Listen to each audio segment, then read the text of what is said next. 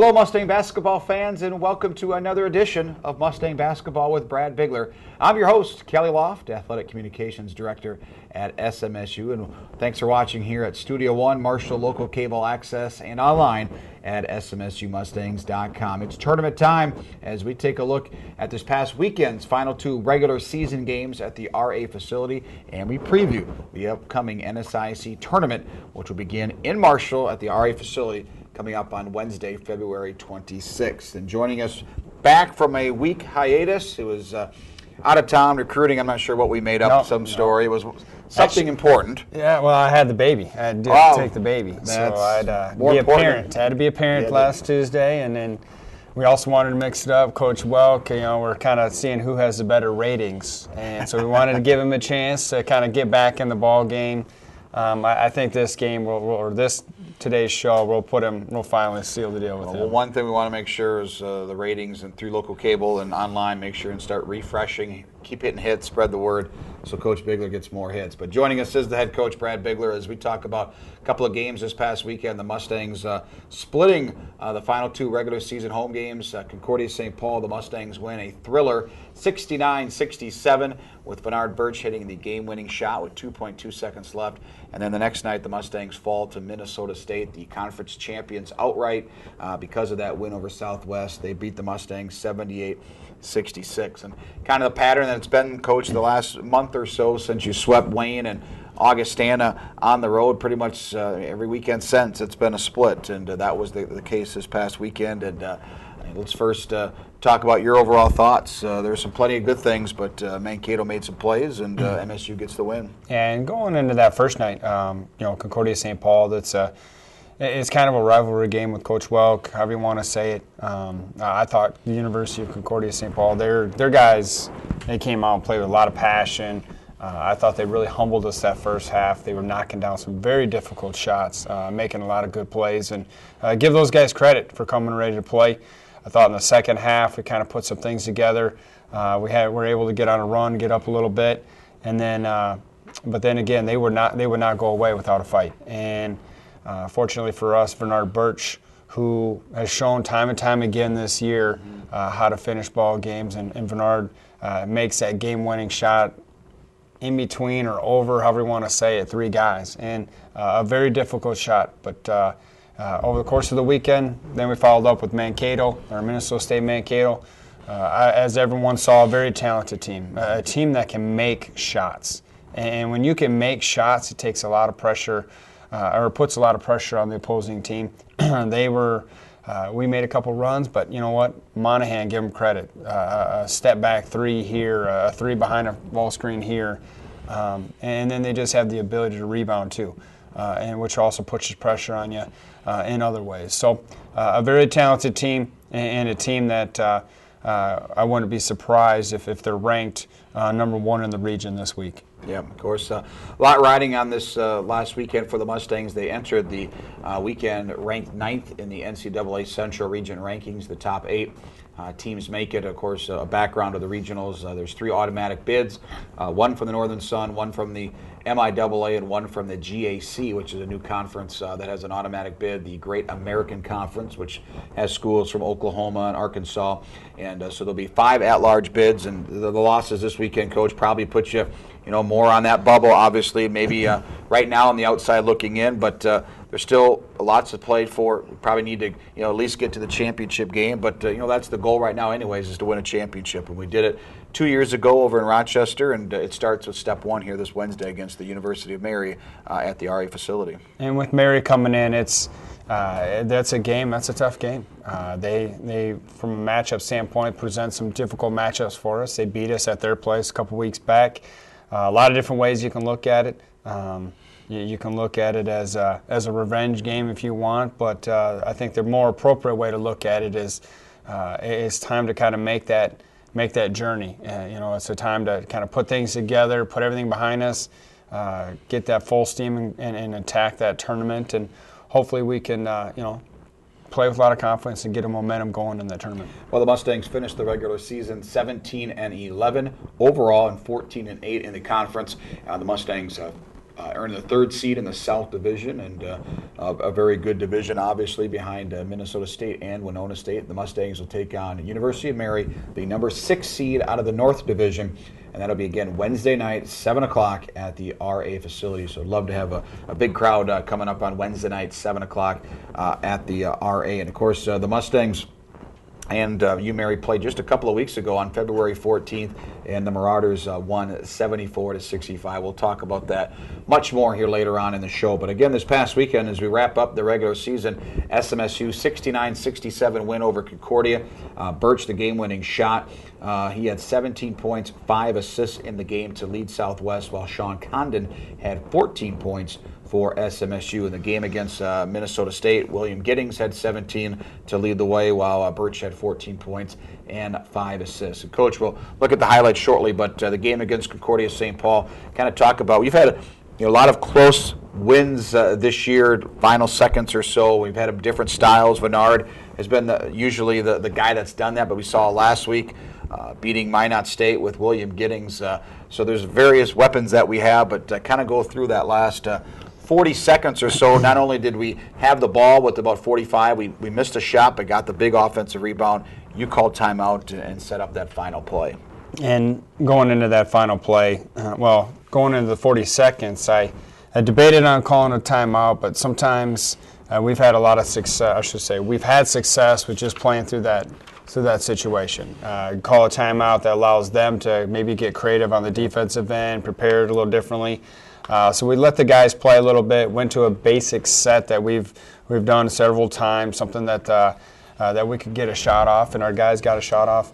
Mitch Wade with excellent extra effort, tipping the ball, keeping it alive, and Nick Smith coming up with it. And then coming out of that timeout, it's important to just sometimes keep it simple. And Vennard Birch kind of put the ball in his hands. It's a tie ball game. We don't have to be creative. We don't have to get a 3-point shot. Let him go a little bit. Now, I also thought he was going to drive and they would collapse. And I thought Matt Zager, Sean Connon were going to get the game-winning look. But as Vennard went, he crossed his guy up and had an angle, had a driving lane, and just took that driving lane and was able to kind of scoop and dupe and change the shot and put it in at the last second he could. And of course, Concordia called the timeout. There's 2.2 left, and they got a great shot off. Give them credit for that last shot. That really would have been heartbreak if the Mustangs could not have hung on to that one. But just a good, probably learning experience, learning point, teaching point for you guys and for the guys to know, you know what, we're going to have a lot of close games here in the tournament. And even with 2 seconds left, you got to maintain your defensive positioning and not get too caught up in the moment. Yeah, exactly. Yeah, assignments. So keeping those defensive assignments. And we work on end-of-game situations almost daily in practice now at this point of the season, but definitely every week. And it's one of those things where it's amazing. 2 seconds is a lot of time. Mm-hmm. And for them to get a catch and then for us to probably double when we weren't supposed to double, to them throwing it over, and he had a wide-open look. If he would have knocked down that shot, I would have tipped the hat to Concordia and been pretty upset, just because we had that breakdown. But fortunately for us, I guess you could say we got a little bit lucky and they missed the shot, and we're playing with a lot more confidence. Well, the Mustangs get the win 69-67. Let's take a look at the highlights from the RA facility, the Mustangs and the Golden Bears in Southwest. In the first half, going right to left here in the white home uniforms, Nick Smith, pretty quiet weekend scoring-wise, but did have a very good job on the rebounding edge throughout the weekend. He gets the point there and the first basket. Then Matt Zager hits a 3. And then you see Mitch Wegg with a couple of nice offensive plays, keeping the ball alive. Keeping the ball alive and just finishing. Right here you're going to find him just sneaking the back door, lost his man, and goes up and finishes. Wegg finished 8 points and 6 rebounds. A solid game for the redshirt freshman. Cole Martin in the action here. We'll talk about that. He drills a 3 off the assist from Zager. Mustangs with some injuries. Different guys having to step up off the bench, and Martin did that. Here's another individual, Joey Bartlett with the old board. And you're going to see here we're great finish by Vennard Birch, but pretty good rhythm throughout the game offensively. Shot over 50% again on on the game. It was nice to get back to that number. We've been a little bit cold here lately. Guys have been knocking down shots like that, or Sean Connon's been knocking down shots like that here pretty consistently, and it's great to see that out of Sean. Mustangs keep that alive, and there's Martin off the assist from Sean Condon as we close up the opening half. Bernard Birch, and then Nick Smith in the paint. He's up and under. Nick, 7 points, 4 blocks, and 9 rebounds. Mustangs and the Bears go into half tied at 33. Go to the second half, and as Coach mentioned, 53% shooting. Did a nice job of the defensive end, limiting Concordia to 38% from the field. Will Giddings had just 1 basket, but a big one there. Get the and one. You see Matt Zager here again with the finish. I thought throughout the game we were able to get some defensive stops, really keep them out of the paint. But then on the offensive end, turnovers are such a big thing for us right now. When we don't turn the basketball over, we are we're tough to beat, I guess. Mm-hmm. But I think right now we have the ability to throw up some big numbers and turnovers, and it's really been costly for us, especially the last 2 weekends. Last weekend, the Mustangs outscored 30-13 on points off of turnovers. And that's a big number, obviously, and we can cut down that here in the conference tournament. Be much needed. There's Condon, 2 of his 14 points. Leads the Mustangs this season in scoring, coming off the bench in all 28 games. Mitch Weg with the field goal. And the nice pass by Cole Martin. See here Matt Zager with the tough finish. And at the half of this game, I remember challenging the seniors.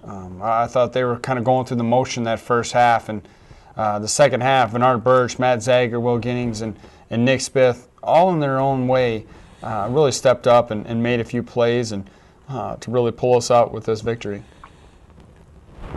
Zager, 5 of 6 shooting, had 11 points.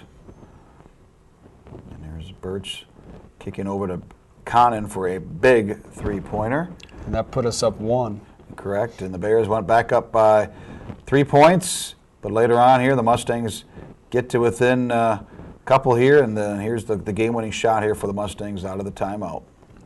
And looks simple, similar to the Moorhead finish, but sometimes simple is effective, and that's what we needed out of that situation.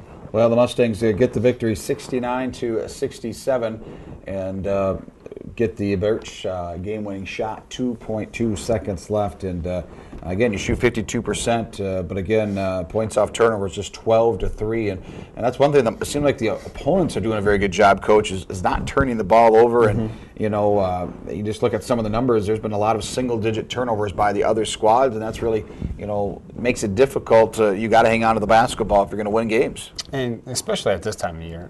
You're looking at you need to be cleaning up those careless mistakes. You should understand your roles at this time of the season. Shot selection should be, or when you're attacking on the offense, should be understood by your 5 teammates. And, and they've done a great job with that.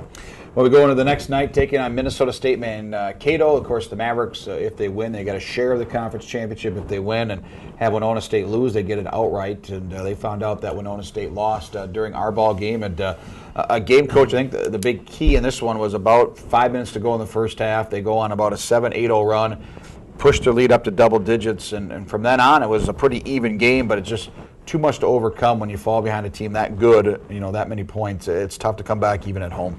And you're going to see on the clips, but in that second half, there was about a 5-minute stretch where both teams are going back and forth, knocking down big shot after big shot. And that was some good basketball. That was like playoff basketball right there, especially after watching it on film. And we had certain guys step up. Sean Connon hits a 3. Joy Bartlett hits a 3. Birch hits a nice shot. But they also did too. Monahan steps up and knocks down a shot. Gage steps up and knocks down a shot for them. And back and forth, just kind of like a boxer, just delivering blows. And unfortunately for us, they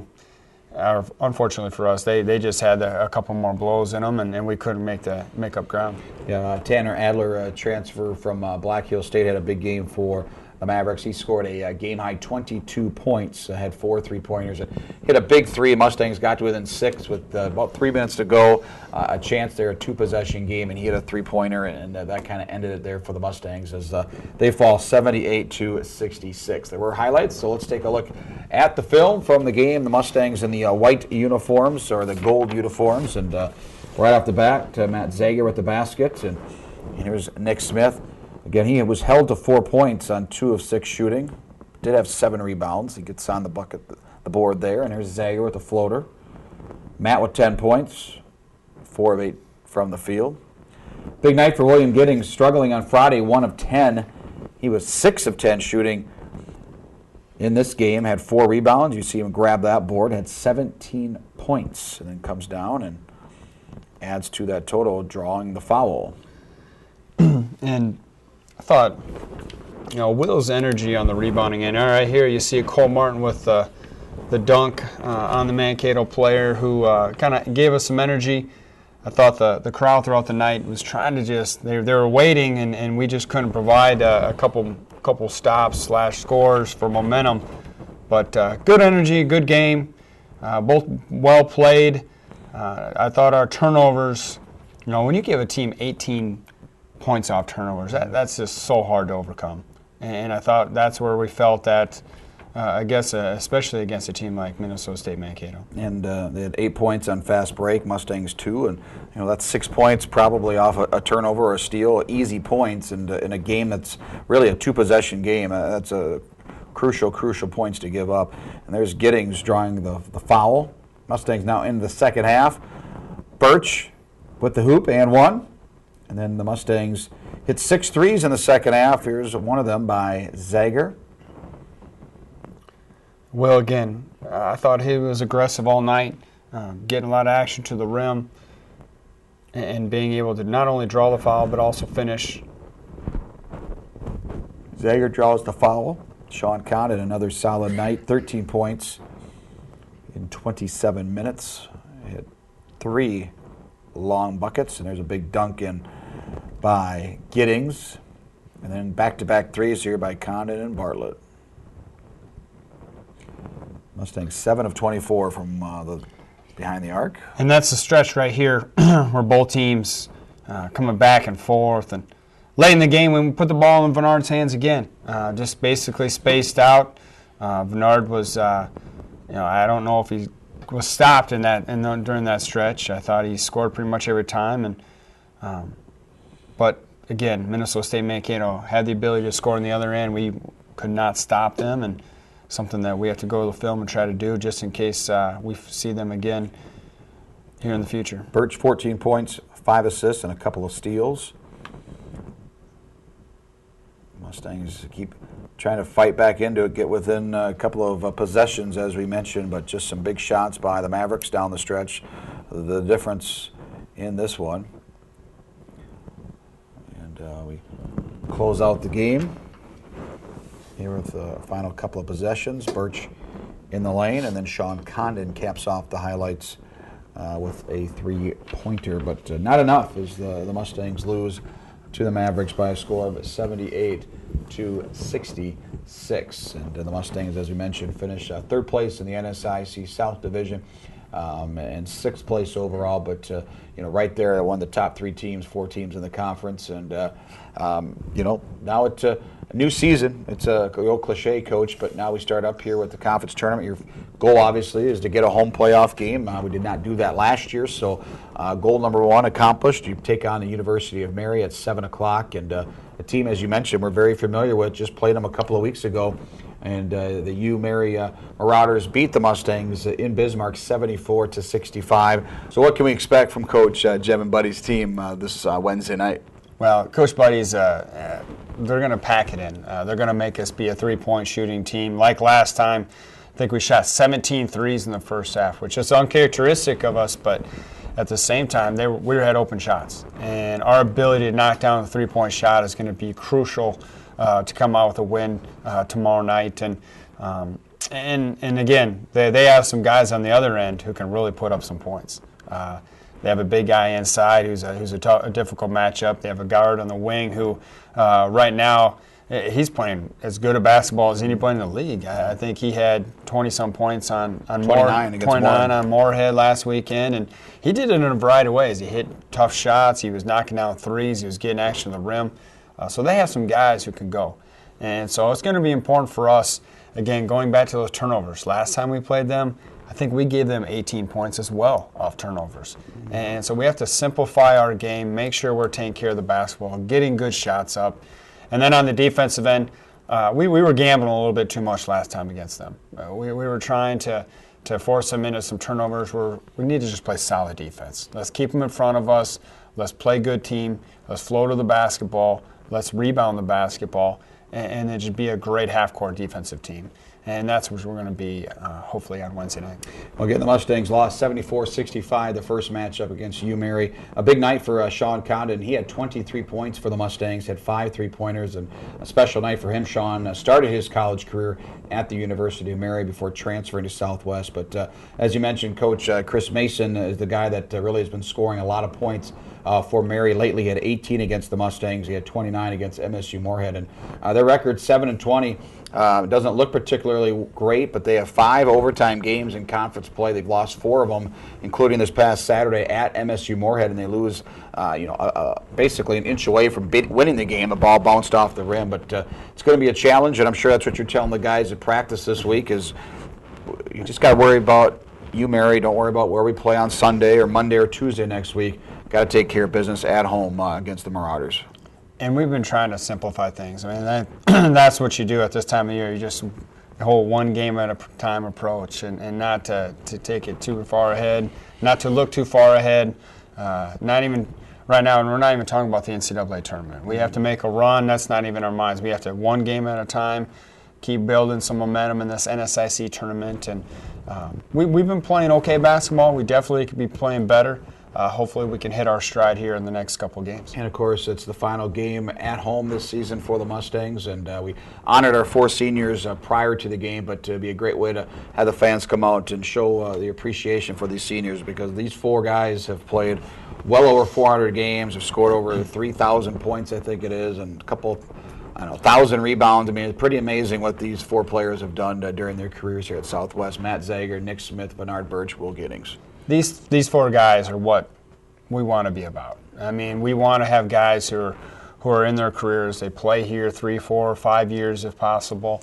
With that time, it allows the community to get to know these guys. It allows these guys to be role models to the youth of Marshall, to be able to get in the schools, to make a difference back in the community. And I think all 4 of these guys have done an outstanding job representing not only themselves and their families, but our university and our men's basketball program. Well, again, the Mustangs take on the University of Mary 7 o'clock in the first round of the NSIC Sanford Health men's basketball tournament. If the Mustangs win on Wednesday, they will play in Sioux Falls on Sunday night at 8:30 at the new Sanford Pentagon in Sioux Falls. The Mustangs would play at 8:30 on Sunday night against the winner of Bemidji State and Wayne State. If the Mustangs win on Sunday, they'll play Monday night at 7:30. Or I think 8:30 it is, and then, of course, 7:30 on Tuesday night for the championship. So, again, semifinals are on Monday, the championship on Tuesday, and the quarterfinals, the men and women will be splitting it up on Saturday and Sunday. So it promises to be an exciting weekend of basketball, and let's hope the Mustangs are down there this weekend, again, in Sioux Falls, if the Mustangs win on Wednesday against the University of Mary, 7 o'clock at the RA facility. Coach, thanks for stopping in this week, and we thank you for watching this week's episode of Mustang Basketball with Brad Bigler.